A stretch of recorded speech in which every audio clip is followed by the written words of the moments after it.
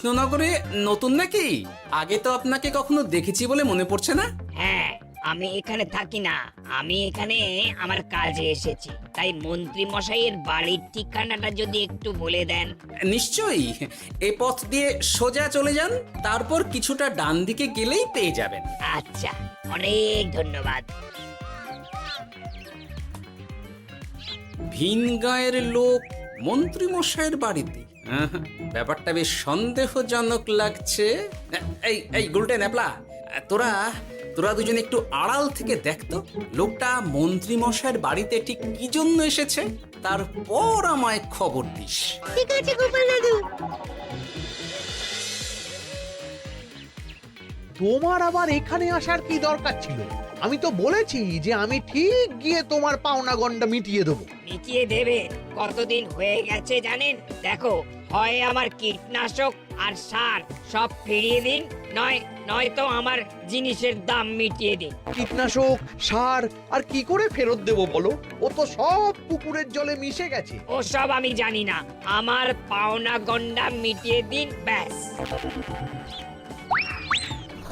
চল চল, এখনই তাহলে গোপাল দাদুকে গিয়ে সব জানাই। হ্যাঁ, চল চল। দাদু, ও গোপাল দাদু। তোরা এসে গেছিস? আয় আয় আয় আয় আয়। মন্ত্রী মশাইয়ের মুখ থেকে অনেক খবর পেলাম। তাই নাকি? কি শুনি?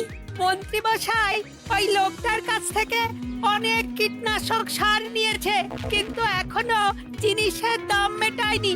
হ্যাঁ, ওই জন্যই তো মন্ত্রী মশাইয়ের উপর লোকটা খুব রেগেছিল, হুমকিও দিয়েছে 1 সপ্তাহের মধ্যে জিনিসের দাম সব মিটিয়ে দিতে হবে। তাই নাকি? কিন্তু কীটনাশক সার নিয়ে মন্ত্রী মশাই কি করবে? সেটা তো বলতে পারবো না দাদু। তবে হ্যাঁ, মন্ত্রী মশাই ওই লোকটাকে বলছিল যে ওই সব কীটনাশক সার পুকুরের জলে মিশে গেছে। কি বললি? পুকুরের জলে?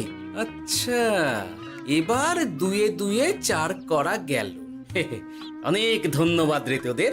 বল বল, তোরা কি খাবি? কিচ্ছু লাগবে না গোপাল দাদু, তবে ভোলা বয়ের আর মিষ্টি খাওয়ালে।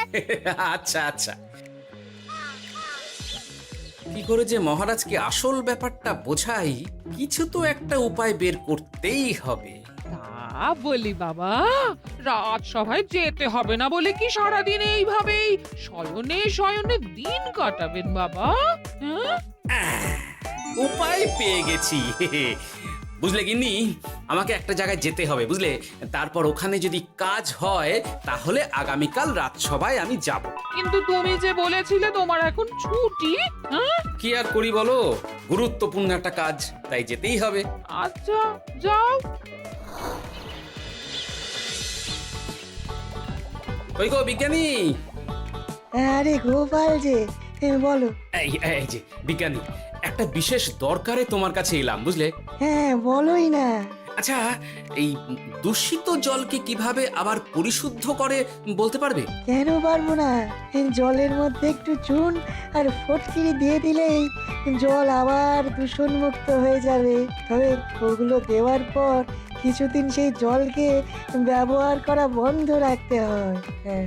আচ্ছা আচ্ছা, অনেক ধন্যবাদ। আসি তাহলে, হ্যাঁ?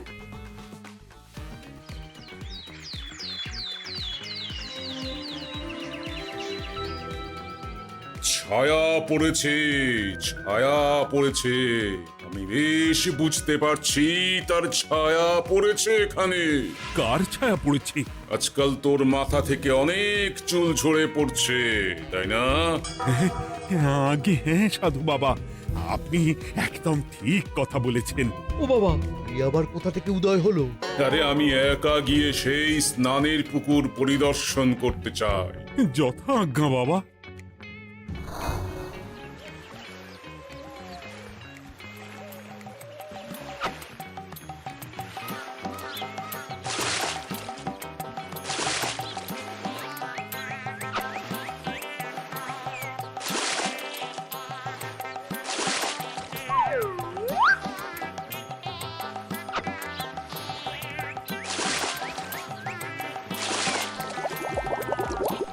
যাক বাবা, মোটামুটি সপ্তাহখানেক এভাবে থাকলেই পুকুরের জল আবার আগের মতো পরিষ্কার হয়ে যাবে। এবার শুধু মহারাজকে একটু বুঝিয়ে বললেই হয়ে যাবে।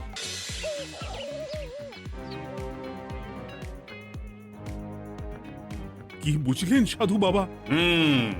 আমার অনুমানটাই ঠিক ছিল। পুকুরের জলে কালো ছায়া পড়েছে, কুদৃষ্টি পড়েছে, তাই এমন হচ্ছে। সে কি? কি কালো ছায়া?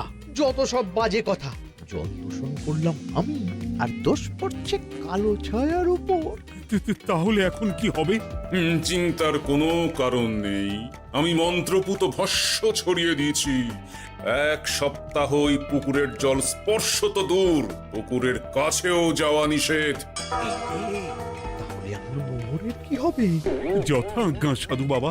ও কি, তাহলে মহারাজ এতদিন স্নান করবেন কোথায়? সে কথা কাউকে চিন্তা করতে হবে না। মহারাজের ওপরে কালো ছায়া পড়া জল পড়েছে, তাই আগে সেটা শোধন করতে হবে। আমাকে তাহলে কি করতে হবে সাধু বাবা? আমার শিষ্য গোপাল আমাকে আগেই এই বিষয় জানিয়েছিল। আমি তার হাত দিয়েই তোর স্নানের জল পাঠিয়ে দেব। তাই আগামী 1 সপ্তাহ সেই জল দিয়েই তোকে স্নান করতে হবে। কি গোপাল? দেখছো তো মন্ত্রী, গোপাল আমাকে কত ভালোবাসে। আমি ওকে কত কথা শোনালাম, কিন্তু না না না না, কাল থেকেই আমি আবার গোপালকে রাজসভায় ডেকে আনবো। আমি আসছি, আমার কাজ হয়ে গেছে। আর হ্যাঁ, তোর স্নানের পুকুরের চারিদিকে প্রহরীর বন্দোবস্ত কর। কাক পক্ষীও যেন ওখানে প্রবেশ করতে না পারে। আচ্ছা বাবা, আচ্ছা।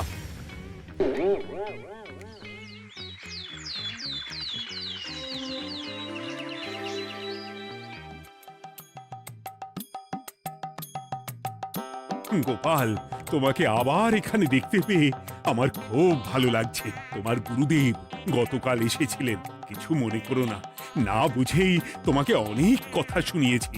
না মহারাজ, আমি জানি আপনি আমাকে খুব ভালোবাসেন, তাই আমি কিছু মনে করিনি মহারাজ। এই নিন, আমি আপনার স্নানের জল এনেছি। হ্যাঁ হ্যাঁ হ্যাঁ, দাও দাও দাও।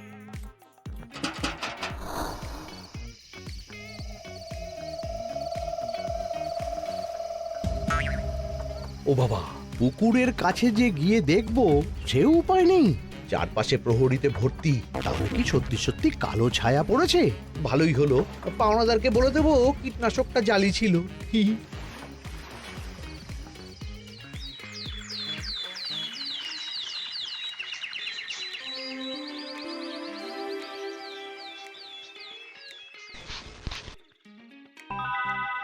এই তো আমার সেই পুরনো কালো চুলগুলো আবার ফিরে এসেছে। আহা, কি যে আনন্দ হচ্ছে দেখে। আজ 1 সপ্তাহ সম্পূর্ণ হলো। গোপালের জন্য আমার স্নানের পুকুর থেকে কালো ছায়া দূর হয়েছে। আমাকে এই সমস্যা থেকে দূর করার জন্য আমি গোপালকে 100টি মোহর উপহার দিতে চাই। ধন্যবাদ মহারাজ। দূর, আমার আর ভালো লাগে না। সব সময় গোপালই মোহর পায়, এটা তো আমার পাওয়ার কথা ছিল। এদিকে আজকে পাওনাদারও আসবে।